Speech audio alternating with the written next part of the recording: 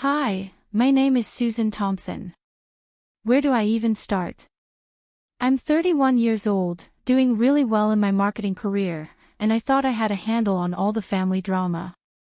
But everything changed when my little sister, Daisy, started planning her wedding. I was there to help her create the perfect day, but soon realized that things were going to be far more complicated than I ever imagined. The shadow of our dad, Brian, loomed over everything. Ever since his divorce, he hasn't been the same. He's been struggling, sinking deeper into alcohol and making one bad decision after another. One of his worst choices, in my opinion, is his new girlfriend, Charlotte. From the moment I met her, I got bad vibes.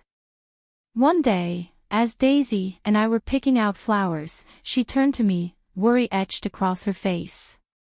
"Susan, do you think Dad will actually show up sober?" she asked, her eyes filled with hope. "I really hope so," I replied, trying to sound reassuring. "For your sake, I do." But deep down, I wasn't so sure. Hope alone didn't seem like it would be enough.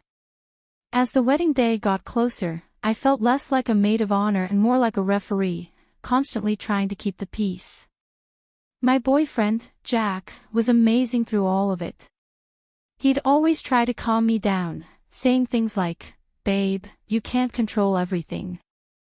I know, I'd reply, but in my heart, I couldn't stop worrying. If Dad ruined this day for Daisy, I knew I'd never forgive him. Little did I know, things were about to get even worse. About a week before the wedding, I met up with my best friend, Mandy, for coffee. She's always been the voice of reason in my life, and I needed her more than ever. "What's really going on with you and Charlotte?" she asked, giving me a knowing look that said she already sensed something was off. I leaned in, lowering my voice and glancing around as if someone could overhear. "There's just something not right about her, Mandy." The way she latched onto Dad so quickly, always whispering things to him. And get this, I overheard her talking on the phone about some big score coming up. Mandy's eyes widened. "You think she's scamming him?" "I don't know," I admitted, "but I'm going to find out." That conversation lit a spark in me, and I couldn't let it go. I spent late nights scrolling through social media, making quiet phone calls to some of Dad's old friends, and trying to piece everything together. The more I looked, the more I felt like I was uncovering a puzzle I wasn't sure I wanted to solve. The day before the wedding, Daisy and I were at the venue, making some last-minute checks, when suddenly Dad and Charlotte showed up unannounced. "Daddy!" Daisy squealed, running over to hug him. I hung back, watching closely. Charlotte's eyes darted around the room, almost as if she was sizing everything up in a calculating way. Dad, on the other hand, slurred, "My little girl, all grown up." My heart sank. He was already drunk. "Brian, darling, let's go check out the bar," Charlotte said smoothly, giving me a smug glance as they walked away together. I felt a surge of anger rise up in me, but I tried to keep it together for Daisy's sake. Daisy turned to me, her eyes shimmering with unshed tears. "Susan." I didn't let her finish. I pulled her into a hug, whispering, "Don't worry, sis. Tomorrow is about you and Matt. Nothing's going to ruin it." If only I had known how wrong I was. They say there's always a calm before the storm. Well, our storm was brewing, and it was about to hit with the force of a Category 7 hurricane. As I stood there, holding my baby sister Daisy close, I made a silent promise to myself, no matter what, I would protect her happiness. At the time, I had no idea that I'd be fighting for much more than just a perfect wedding day. The ceremony itself was beautiful. Daisy looked absolutely radiant, and for a brief moment, all the family drama seemed to disappear. Standing beside her, watching her exchange vows with Matt, I felt a flicker of hope. Maybe, just maybe, we could get through this day without any problems. I wanted so badly for Daisy to have one perfect day, but that fragile hope was shattered the moment we walked into the reception. I saw him almost immediately, Dad, standing by the bar, already drunk, with Charlotte clinging to him like a lifeline. My heart sank. "You okay?" Jack whispered, sensing my unease. "I've got to hold it together for Daisy," I muttered, forcing a smile. But deep down, I knew it was only a matter of time before something went terribly wrong. As the night wore on, the tension in the room became unbearable. Dad's laughter grew louder, his movements more and more sloppy. Charlotte's eyes kept scanning the room, a strange gleam in them that made my skin crawl. Something wasn't right, and I could feel it. "Susan, Dad's making a scene," Daisy whispered, her voice filled with worry. "I'll handle it," I said, trying to sound confident. I walked over to where Dad was attempting a very unsteady Macarena, stumbling and laughing like nothing was wrong. "Dad, let's get some fresh air," I suggested, trying to stay calm. "Nonsense," he slurred. "I'm celebrating my baby girl's big day." He tried to twirl but nearly fell over. Charlotte appeared at his side, tightening her grip on his arm. "Leave him alone. He's having fun," she said sharply. "This isn't about fun. It's about showing respect for Daisy on her special day," I replied, trying to keep my voice steady. Charlotte's eyes narrowed as she sneered, "You think you're so perfect, don't you? Always trying to control everything." The argument escalated quickly. We moved to a quieter corner of the room, but our voices kept rising with each exchange. "You don't know anything about our family." I spat at her, my patience gone. "I know one thing," she hissed. "Your daddy prefers my company over yours." Something inside me snapped. "Is that before or after you drained him of his money, Charlotte?" I shot back, my voice trembling with anger. Her face twisted with rage, and before I could react, she lunged at me, ripping off her heeled sandal and swinging it at my head. For a moment, everything seemed to slow down. I felt the sharp impact as the heel connected with my temple, pain radiating through my skull. People screamed, and chaos erupted around us. Guests shouted and scattered, chairs were overturned, and the whole scene became a blur of noise and movement. Through the mayhem, all I could focus on was Daisy. How had it come to this? I had promised to protect her happiness, but now her wedding day was turning into a nightmare. I saw Daisy's horrified face as Matt held her back. Security rushed in, quickly restraining Charlotte as she screamed obscenities at anyone who came near. It was utter chaos. I stood there, frozen, as the police arrived and led Charlotte away in handcuffs. In that brief moment, I caught a glimpse of Dad. He looked completely lost and broken. That was when I realized, things would never be the same again. The days following the wedding were a blur, police reports, interviews, and endless sleepless nights. I felt like I was living in a nightmare. Every little sound made me jump, and the image of Charlotte lunging at me with that sandal replayed in my mind over and over. Jack, my rock through all of this, held me close whenever the nightmares hit. "You're safe now, Susan," he whispered, trying to comfort me. But feeling safe seemed impossible. How could I feel safe when my own father's girlfriend had tried to attack me at my sister's wedding? How do you even begin to recover from something like that?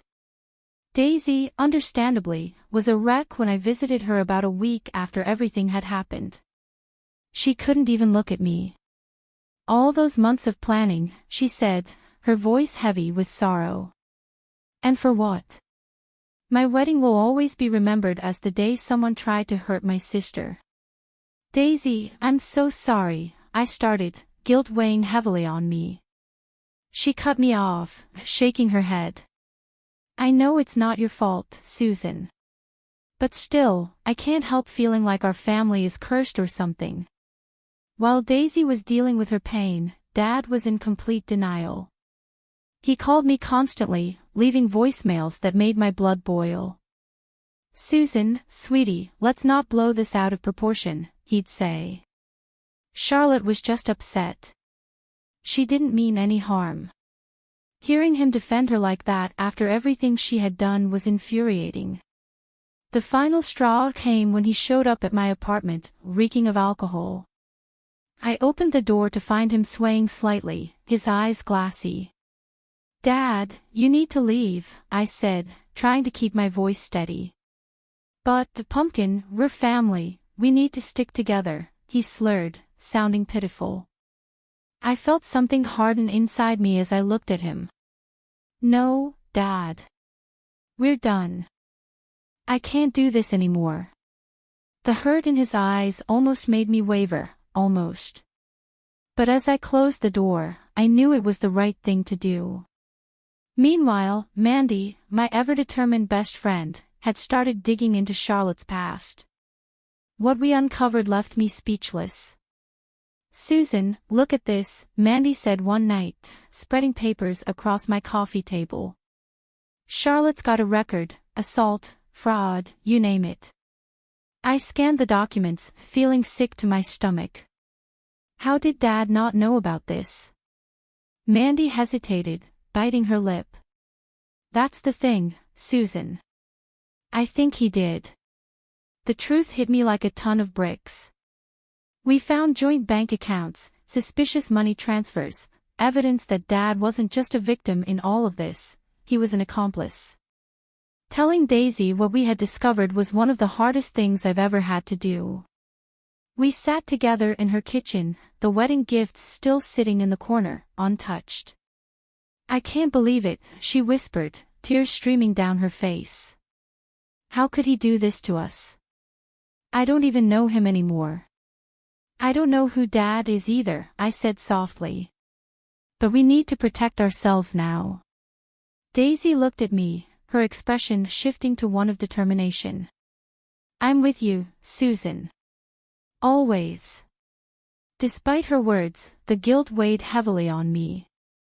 I had exposed our father's crimes, and in doing so, I might have destroyed his life.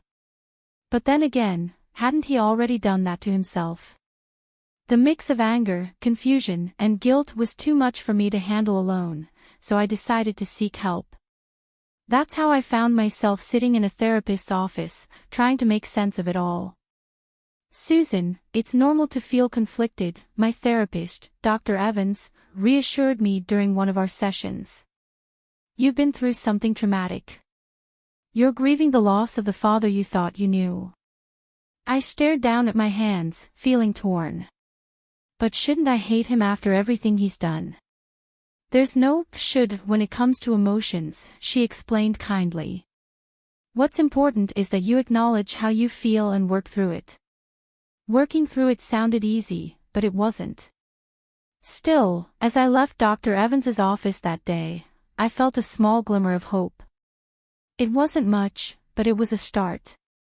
Maybe, just maybe, I could rebuild something positive from the ruins of my family's past. For months after the wedding disaster, I found myself in a place I never thought I'd be, happy. Despite everything that had happened, I had a strong support system. Daisy, Jack, Mandy, and I had become an unbreakable team. Our bond was stronger than ever. One night, while we were having dinner at my apartment, Daisy raised her glass. "To new beginnings," she toasted. "And to family, the one we choose," I added, clinking glasses with my sister. The media was all over Charlotte's trial. It was a circus. Sitting in that courtroom, my stomach was in knots as Charlotte's true nature was revealed for everyone to see. Dad sat beside me, looking completely stunned as her history of crimes came to light. But the real shock was yet to come. Mandy and I had been working hard, gathering evidence of Dad's involvement in Charlotte's schemes. During the trial, our lawyer stood up and addressed the court. "Your Honor, we have documentation proving Brian Thompson's involvement in Miss Lang's fraudulent activities," our lawyer stated firmly. As the legal battle continued, my personal life took an unexpected turn for the better. My career was finally starting to take off. One Sunday afternoon, my boss called me into his office. "Susan, we're promoting you to Senior Marketing Director," he said with a smile. "Your resilience and creativity this past year have been outstanding." I left his office in a daze, immediately calling Jack to share the news. "Babe, that's incredible. I'm so proud of you," he exclaimed, excitement clear in his voice. Amidst all the chaos, Daisy and Matt made a beautiful decision. They decided to renew their vows. This time, it was a small, intimate ceremony in their backyard with only close friends and family. "Second time's the charm," Matt joked, making Daisy giggle as they exchanged rings again. Watching them, I felt a sense of peace wash over me. We were finally healing, all of us. Then, the day of Charlotte's sentencing arrived. The courtroom was filled with tension as the judge prepared to deliver the verdict. As I sat there, I reflected on how far we had come since that fateful wedding day. We had been through so much pain and betrayal, but somehow we had made it through. We were stronger, and we were moving forward. It wasn't easy, but we had found our way back to each other. The storm had passed, and we were finally finding calm again. I stood up to deliver my victim impact statement, my hands shaking but my voice steady. "The scars from that night run deep," I began, "but they've made me stronger." I looked directly at Charlotte, knowing this was my moment to reclaim my life. "I'm here today not as a victim, but as a survivor." As Charlotte was led away in handcuffs, I felt a sense of closure. It was like a long and painful chapter of my life was finally coming to an end. The real celebration, however, came a month later. Daisy, Matt, Jack, Mandy, and I gathered at my favorite restaurant to celebrate my promotion and everything we had overcome together. To Susan, Mandy raised her glass, her smile wide. "The strongest person I know." I couldn't let her finish without adding, "to all of us." I looked around at the faces of the people who had stood by me through the hardest year of my life. For proving that family isn't just about blood, but about loyalty and love. As we laughed and shared stories, I felt something shift inside me.